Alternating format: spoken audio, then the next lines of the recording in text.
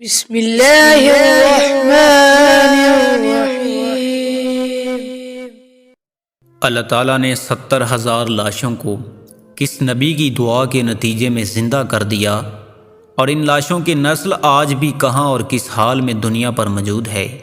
بنی اسرائیل کو فرعون کے چنگل اور غلامی سے نجات دلا کر حضرت موسیٰ علیہ السلام لے آئے تھے۔ بنی اسرائیل سرزمین مقدس فلسطین میں آباد ہو چکے تھے۔ حضرت موسیٰ علیہ السلام کے بعد حضرت حزقیل علیہ السلام تیسرے نبی تھے جن کو اللہ تعالیٰ نے بنی اسرائیل کی ذمہ داری سونپی۔ حضرت حزقیل علیہ السلام سے متعلق ایک تاریخی واقعہ ایسا ہے جس کی وجہ سے حضرت حزقیل علیہ السلام مشہور ہوئے۔ حضرت حزقیل سے قبل اور حضرت موسیٰ علیہ السلام کے بعد حضرت یوشع بن نون علیہ السلام کو اللہ تعالیٰ نے نبوت سے سرفراز فرمایا۔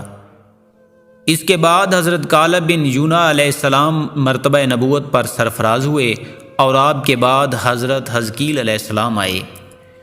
آپ کو ابن العجوز کہہ کر بھی پکارا جاتا ہے۔ ابن العجوز کہلانے کی وجہ یہ ہے کہ یہ اس وقت پیدا ہوئے تھے جب کہ ان کی والدہ ماجدہ بہت بوڑھی ہو چکی تھی۔ آپ ذوالکفل بھی کہلائے۔ آپ کا لقب ذوالکفل اس لیے ہوا کہ آپ نے اپنی کفالت میں لے کر 70 انبیاء کرام کو قتل سے بچا لیا تھا جن کے قتل پر یہودی قوم آمادہ ہو گئی تھی۔ پھر یہ خود بھی خدا کے فضل و کرم سے یہودیوں کی تلوار سے بچ گئے اور برسوں زندہ رہ کر اپنی قوم کو ہدایت فرماتے رہے۔ حضرت حزقیل علیہ السلام کی وجہ شہرت بننے والا واقعہ کچھ ایسے ہے کہ بنی اسرائیل کی ایک جماعت جو حضرت حزقیل علیہ السلام کے شہر میں رہتی تھی، موت کے خوف سے شہر چھوڑ کر جنگل میں جا کر رہنے لگی۔ ہوا کچھ یوں کہ طاعون کی وبا پھیل جانے سے لوگوں کی اموات شروع ہو گئی تھی، جس کی وجہ سے یہ لوگ موت کے خوف کی وجہ سے شہر چھوڑ کر جنگل میں جا بسے۔ اللہ تعالیٰ کو ان لوگوں کی یہ حرکت بہت زیادہ ناپسند ہوئی، چنانچہ اللہ تعالیٰ نے ایک عذاب کے فرشتے کو اس جنگل میں بھیج دیا جس نے ایک پہاڑ کی آڑ میں چھپ کر اور چیخ مار کر بلند آواز سے یہ کہہ دیا کہ موتو، یعنی تم سب مر جاؤ۔ اور سب اس مہیب اور بھیانک چیخ کو سن کر بغیر کسی بیماری کے بالکل اچانک یہ سب کے سب مر گئے۔ روایات کے مطابق فرشتے کی چیخ کی وجہ سے جنگل میں آ کر بسنے والے سبھی افراد لقمہ اجل بن گئے جن کی تعداد 70 کے برابر تھی۔ مردوں کی تعداد اس قدر زیادہ تھی کہ لوگ اس کے کفن و دفن کا کوئی انتظام نہیں کر سکے، اور ان مردوں کی لاشیں کھلے میدان میں بے گور و کفن 8 دن تک پڑی رہنے کے بعد سڑنے لگیں، جس سے بے انتہا تعفن اور بدبو پھیل گئی، اور پورے جنگل اور اس کے اطراف میں یہ بدبودار اور تعفن پھیلنے لگی۔ لوگوں نے ان کی لاشوں کو درندوں اور ان کی بو سے خود کو محفوظ کرنے کے لیے اس جنگل کے ارد گرد ایک دیوار بنا دی۔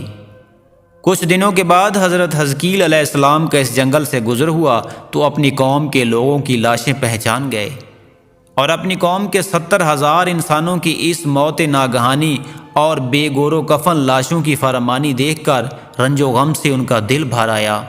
آپ دیدہ ہو گئے اور باری تعالیٰ کے دربار میں دکھ بھرے دل سے گڑ گڑا کر دعا مانگنے لگے کہ یا اللہ، یہ میری قوم کے افراد تھے جو اپنی نادانی سے یہ غلطی کر بیٹھی کہ موت کے ڈر سے شہر چھوڑ کر جنگل میں آ گئے۔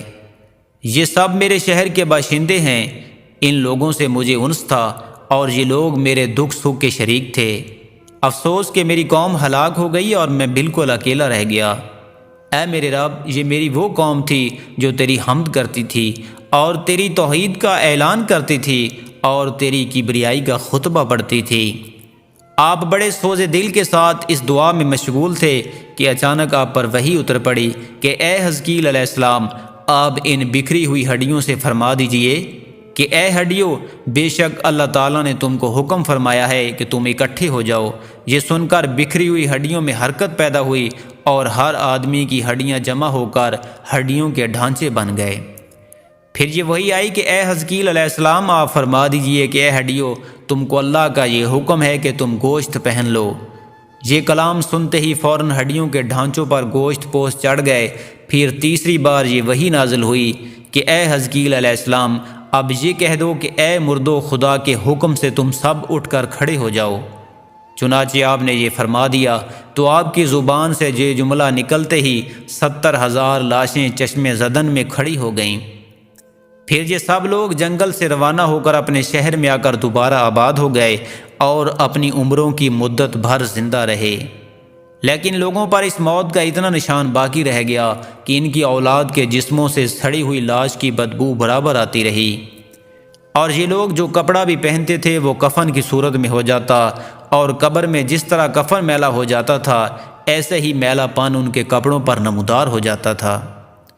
چنانچہ یہ اثرات آج تک ان یہودیوں میں پائے جاتے ہیں جو ان لوگوں کی نسل سے باقی رہ گئے ہیں۔